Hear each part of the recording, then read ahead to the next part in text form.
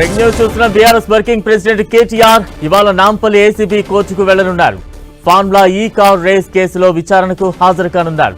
ఉదయం 9 గంటలకు నార్సింగి నివాసం నుంచి నాంపల్లి కోర్టుకు కేటీఆర్ బయలుదేరనున్నారు.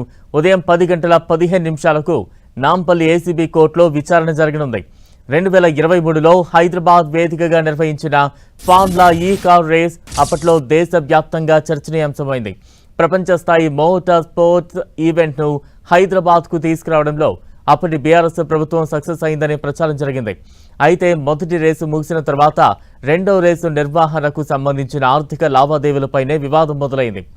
ఏసీబీ ఆరోపణల ప్రకారం ఎన్నికల ప్రవర్తన నియమావళి అమల్లో ఉన్న సమయంలో కేబినెట్ అనుమతి లేకుండానే హెచ్ఎండిఏ నుంచి ఫార్ములా ఈ ఆపరేషన్ సంస్థకు దాదాపు 55 కోట్ల నిధులు బదిలీ అయ్యాయి. ప్రభుత్వ నిబంధనలను ఉల్లంఘిస్తూ ఈ నిర్ణయం తీసుకున్నారని దర్యాప్తు సంస్థ ఆరోపిస్తోంది. ఈ అంశంపై దర్యాప్తు చేపట్టిన ఏసీబీ మాజీ మంత్రి కేటీఆర్ను మొదటి నిందితుడిగా పేర్కొంటూ ఛార్జ్షీట్ దాఖలు చేసింది.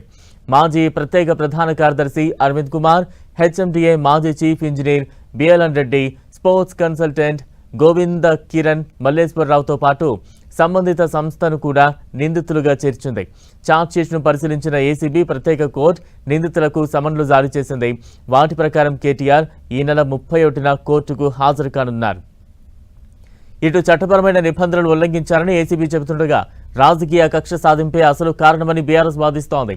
ఈ నేపథ్యంలోనే కేటీఆర్ కోర్టుకు హాజరు కానుండడం ఈ కేసులో మరో కీలక న్యాయపరమైన ఘట్టంగా మారింది. అయితే ఆరోపణలపై కోర్టులో విచారణ ఎలా జరగనుంది, తర్వాత ఏం జరగబోతోంది అన్నది రాజకీయ వర్గాల్లో ఉత్కంఠ రేపుతోంది.